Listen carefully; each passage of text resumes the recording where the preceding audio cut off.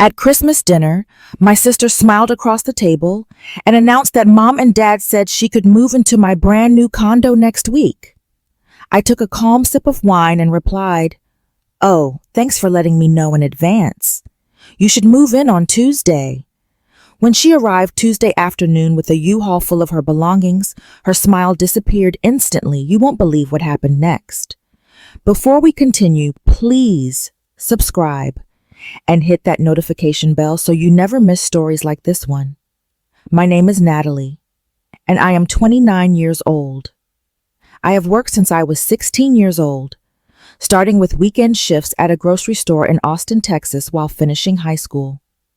After graduation, I enrolled in community college and worked full-time at a hotel as a front desk clerk. The hours were brutal, especially the overnight shifts, but I needed the money. My parents never offered to help with tuition or living expenses. They made it clear early on that I was expected to take care of myself. My younger sister Madison, on the other hand, lived a completely different life. She was 25 years old and had never held a job for more than 3 months. Our parents paid for everything: her car, her phone bill, her credit cards, her shopping trips. When she dropped out of college after 1 semester, because she found the classes too stressful, they did not even ask her to get a job. They just kept funding her lifestyle while she lounged around their house, posting photos on social media and complaining about how boring Austin was. I moved out of my parents' house when I was 19. I rented a tiny studio apartment that smelled like mildew and had a radiator that clanked all night, but it was mine. I worked my way up at the hotel, eventually becoming an assistant manager. I saved every dollar I could, sometimes skipping meals, to put more money away. By the time I was 24, I had saved enough for a down payment on a small house in a decent neighborhood. My parents did not attend the closing. My mother said they were busy that day. Madison did not even respond to my text about it. 3 years later, I bought a second property, a 2-bedroom condo in a newly renovated building downtown. It was a smart investment. The rental market in Austin was strong, and I knew I could get good tenants and steady income. I planned to use the rental income to pay down my mortgage faster and build more equity. I closed on the condo in early December. I was proud of myself. At 29, I owned 2 properties with manageable mortgages and a solid financial plan. I had worked hard for everything I had, and it felt good to see the results of all those years of sacrifice. I mentioned the condo to my parents during a phone call about Christmas dinner plans. I did not think much of it. I just said I had closed on an investment property and was excited about the rental income potential. My mother said, "Oh, that is nice, dear," and changed the subject to what dishes everyone should bring to Christmas dinner. Christmas Eve arrived, and I drove to my parents' house with a bottle of wine and a homemade apple pie. The house looked the same as always. The same decorations they had been using for 20 years. The same artificial tree in the corner of the living room. The same smell of ham baking in the oven. Madison was already there, sprawled on the couch, with her phone, wearing pajama pants and an oversized sweatshirt. She barely looked up when I walked in. "Hey," I said. "Hey," she replied, not taking her eyes off her screen. My father was in the kitchen carving the ham. My mother was setting the table. Everything seemed normal. We sat down to eat around 7 in the evening, passing dishes and making small talk about the weather and the neighbors. Then, halfway through dinner, Madison looked up from her plate and smiled at me. It was a bright, excited smile, the kind I had not seen on her face in years. "So, Natalie," she said, her voice cheerful, "Mom and Dad say I can move into your new condo next week." I stopped chewing. I set down my fork and looked at her, then at my parents. My mother was focused on her green beans. My father was cutting another piece of ham. "Excuse me," I said. "Your condo downtown, Madison," continued, still smiling. "Mom and Dad told me I could live there. I am so excited. It is going to be perfect for me. I need a fresh start, you know. And downtown has such a great vibe. I looked at my parents again, waiting for one of them to say something to correct this obvious misunderstanding, but they both avoided my eyes. My mother cleared her throat softly. My father took a sip of water. "Nobody asked me about this," I said slowly. Madison waved her hand dismissively. "Oh, I am sure Mom and Dad told you. They said it would be fine. You are not even using it yet, right?" So it makes sense for me to stay there while I figure out my next steps. I turned to my mother. "Did you tell Madison she could live in my condo?" "Well," my mother said, shifting uncomfortably, "we thought it would be a good opportunity for Madison to get some independence. And you have that whole place sitting empty. It seemed wasteful." "It is not sitting empty," I said, my voice rising slightly. "I bought it as an investment property. I was planning to rent it out." "You can rent it later," my father interjected. "Madison needs a place now. Family helps family, Natalie. You know that?" There it was, the phrase they always used when they wanted something from me. Family helps family. But somehow it only ever seemed to apply to me helping them or helping Madison. I looked around the table at their expectant faces. Madison was still smiling, completely oblivious to the problem. My parents looked defensive, as if I was being unreasonable for questioning their decision. A decision they had made about my property without consulting me. I took a deep breath and picked up my wine glass. I took a long, slow sip, letting the silence stretch out. Then I set the glass down and looked directly at Madison. "Oh, thanks for letting me know in advance," I said, my voice calm and pleasant.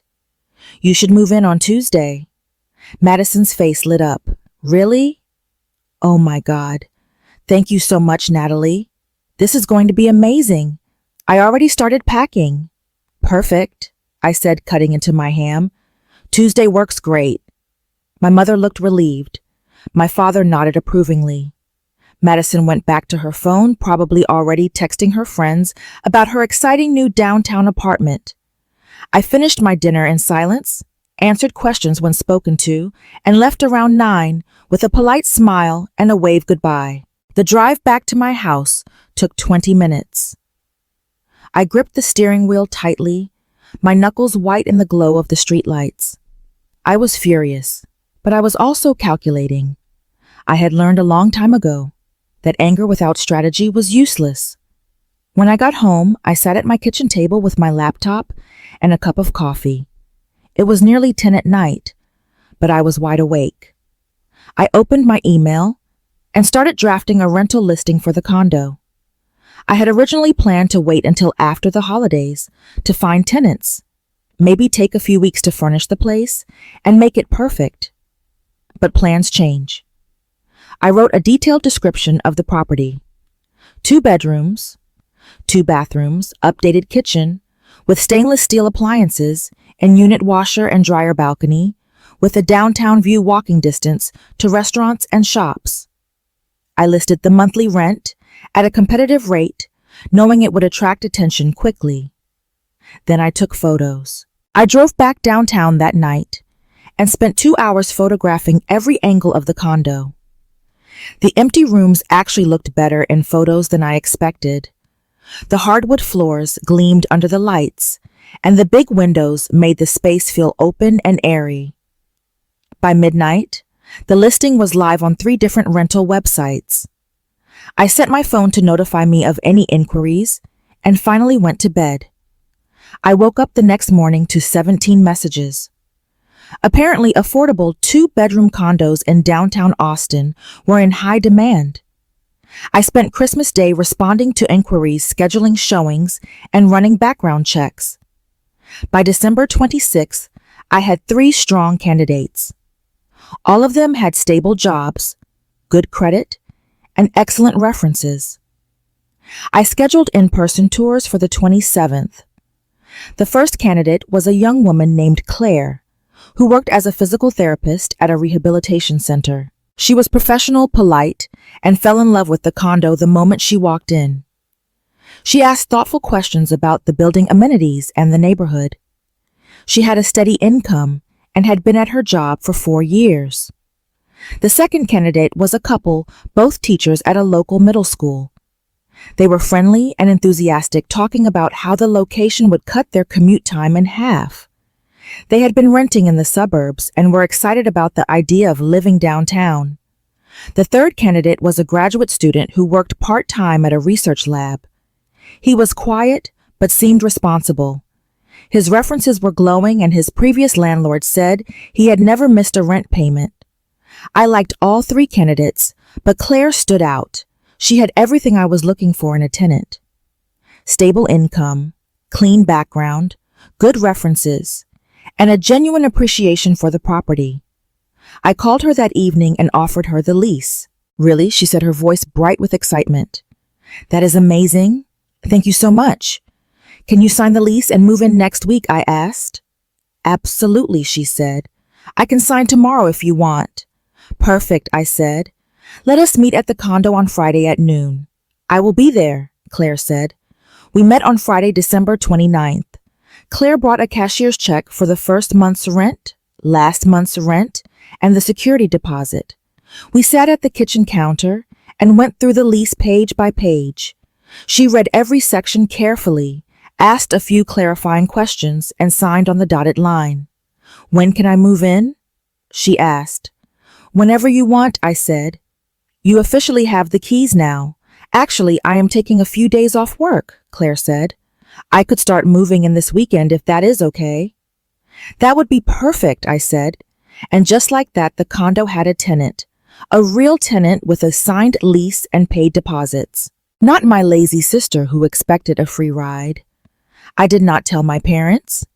I did not tell Madison. I let them believe everything was going according to their plan. On Monday, December 31st, I got a text from Madison. "Hey, just confirming I can come by tomorrow around noon to get the keys and move my stuff in." Super excited. "Sure," I texted back. "See you then." Tuesday, January 2nd arrived. I woke up early, had breakfast, and checked my phone. Claire had texted me a photo of her moving truck parked outside the condo building.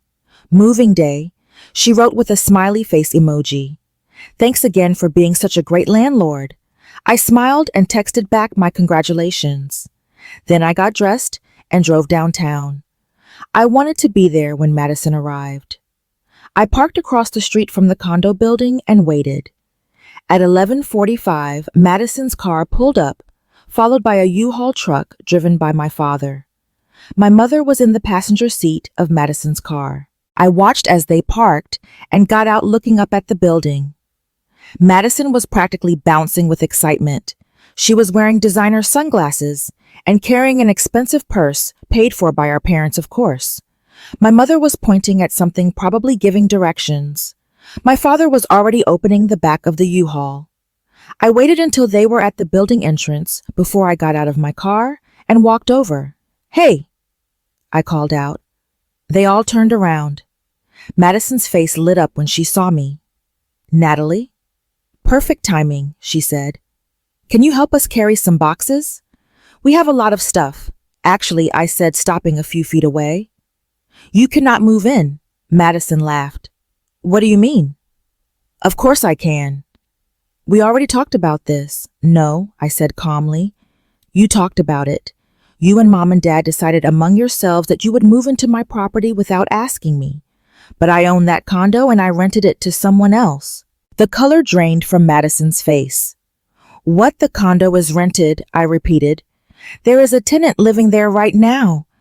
She moved in over the weekend." "You cannot be serious," my mother said, her voice sharp. "We had an agreement." "We did not have an agreement," I corrected. "You made an assumption." Madison's eyes filled with tears. "But I packed everything. I told all my friends. This is not fair." "What is not fair," I said, my voice steady, "is making plans about my property without my permission. What is not fair is expecting me to give up rental income so you can live rent-free in a place I worked hard to buy.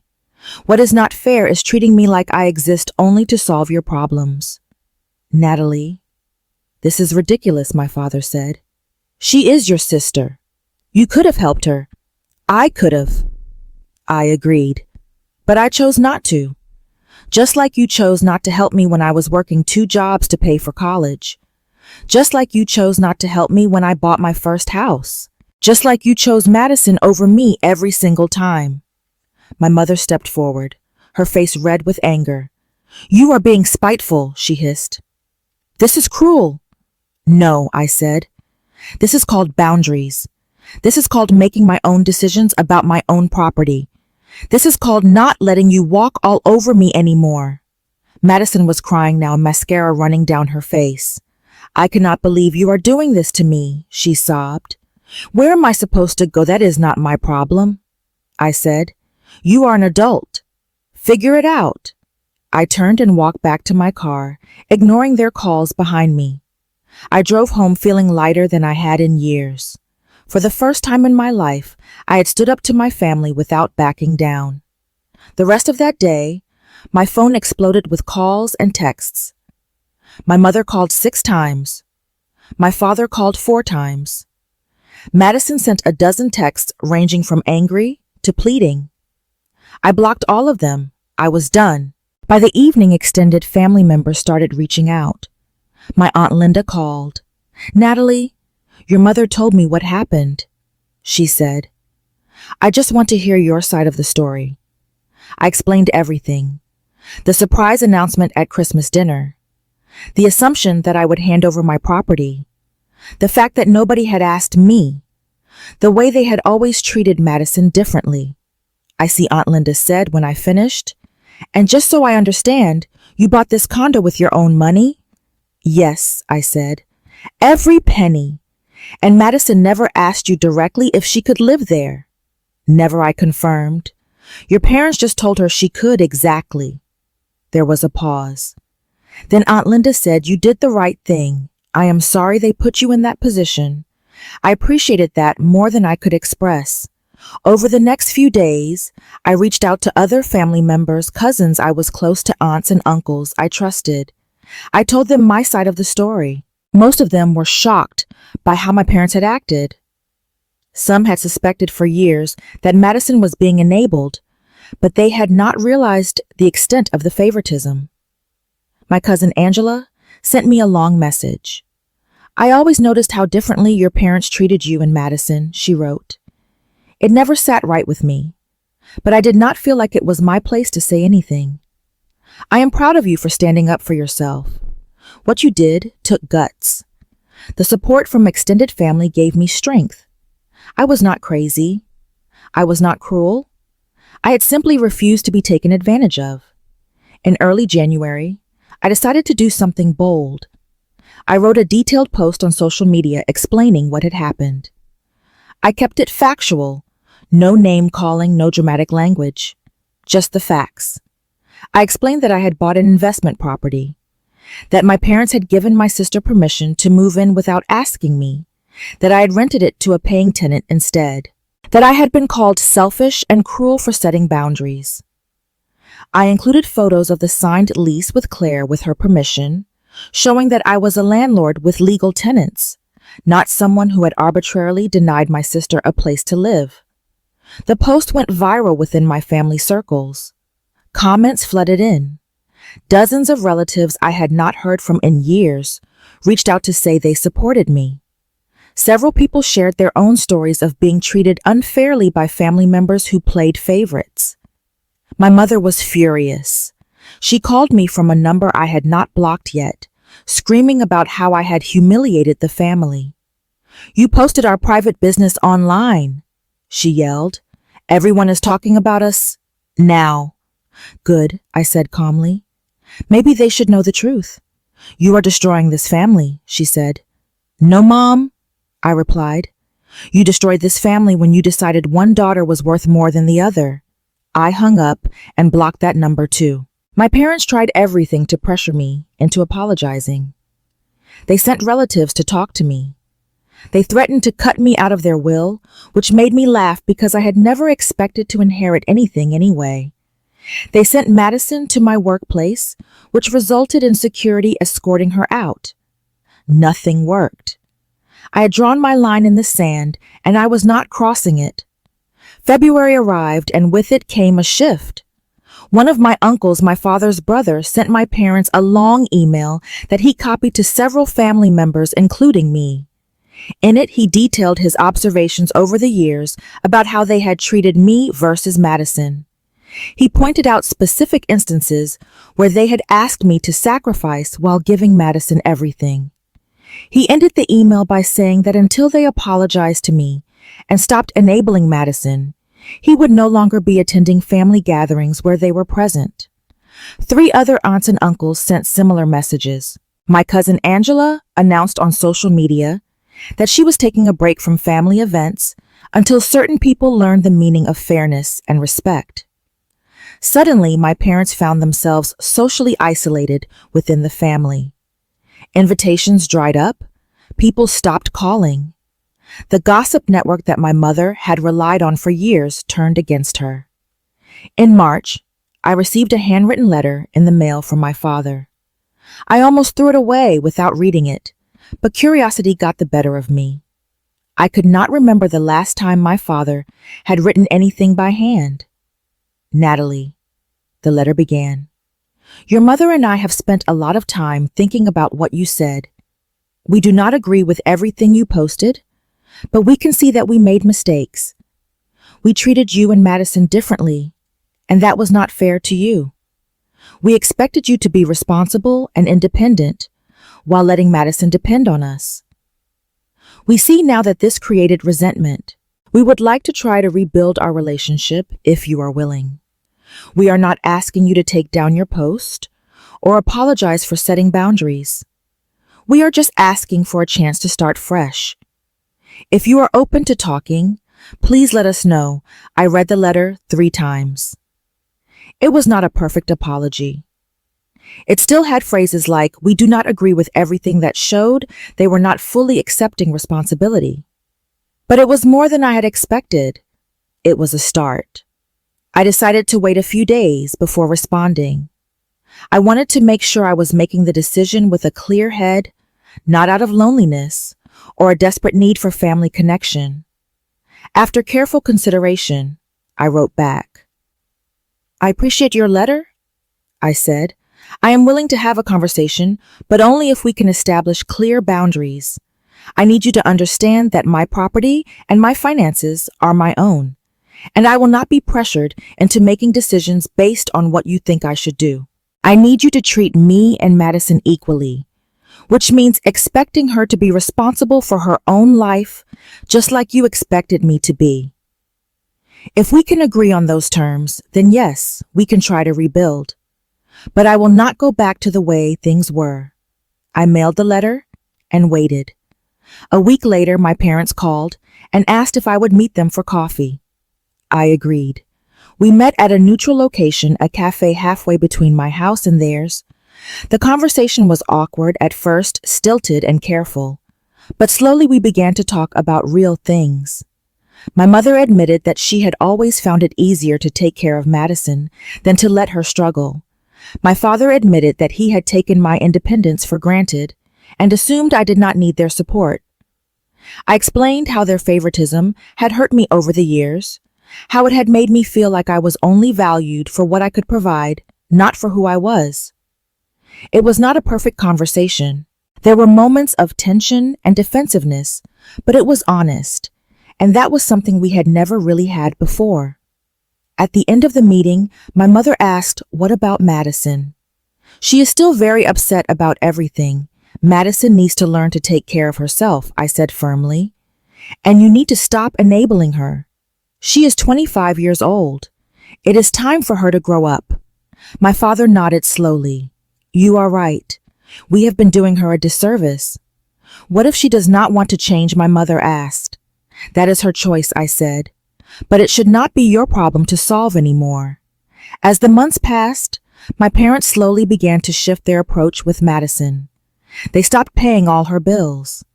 They gave her a deadline to either get a job or move out. It was hard for them, and Madison fought it every step of the way, but they held firm. By spring, Madison had found a job as a receptionist at a dental office. It was not glamorous, but it was a start. She moved into a small apartment with a roommate, and began slowly and reluctantly to build her own life. My relationship with my parents improved gradually. We would never be close the way some families were, but we found a way to coexist with mutual respect. They stopped making demands, and I stopped expecting them to change overnight. The condo continued to generate steady income. Claire eventually moved for her job, just as she had predicted, and I found another excellent tenant to take her place. My career continued to flourish. In April, the hotel where I worked announced that they were opening a second location across town, and they needed an experienced manager to help set it up and run it. The position came with a significant raise and more responsibility. I applied immediately and was offered the job within a week. I started the new position, throwing myself into the challenge of opening a new hotel. The new hotel opened in May and it was a triumph. We had a steady stream of guests from day one, excellent reviews, and a team that worked well together. Around the same time, I started dating someone I had met through a friend. His name was Eric, and he worked as an architect. He was kind, funny, and respectful. When I told him about the situation with my family, he listened without judgment. "That must have been difficult," he said. "It was," I admitted, "but it was also necessary. I could not keep letting them treat me that way." "I think you made the right choice," Eric said. "Family should support you, not tear you down." It was refreshing to be with someone who understood that healthy relationships required boundaries and mutual respect. We took things slowly, enjoying each other's company, without rushing into anything serious. In August, I got an unexpected message from an old friend, Isabel, who I had known in high school. We had lost touch over the years, but she had seen my social media post and reached out. "Hey, Natalie," she wrote. "I saw your post about your family, and I just wanted to say I am so proud of you. I always knew your parents favored Madison even back in high school. My dad used to comment on it too. He thought it was unfair. I just wanted to let you know that you did the right thing. Setting boundaries does not make you a bad person. It makes you a strong one." Her message meant more than she probably realized. I responded immediately. "Thank you so much for reaching out. Your message means more than you know. I would love to catch up. Are you free next weekend?" We made plans to meet for brunch the following Saturday. When we finally sat down together, it felt like no time had passed. Isabel was warm and genuine, and she listened to my side of the story without interrupting or judging. "I always knew your parents favored Madison," Isabel said. "My dad used to comment on it, too. He thought it was unfair, how much they expected from you, while giving Madison a free pass for everything." "It feels good to hear someone else say that," I admitted. "I have spent so long wondering if I was crazy or selfish for feeling the way I did." "You are not crazy," Isabel said firmly. "You set a boundary, and they could not handle it. That is on them, not you." We talked for hours, catching up on our lives and making plans to see each other more regularly. It was a reminder that family did not have to be defined by biology alone. The people who truly cared about you were the ones who showed up and supported you, regardless of blood ties. As summer turned to fall, my life continued to improve. My job was going well, my relationship with Eric was developing nicely, and my friendship with Isabel had become a regular source of joy. The condo was generating steady income, and Claire had been an excellent tenant before moving. I had built a good life for myself, one based on hard work, self-respect, and healthy boundaries. And I had done it all without my parents' approval or support. In October, I ran into Madison at a shopping center one Saturday afternoon. It was the first time I had seen her since Christmas dinner nearly 10 months ago.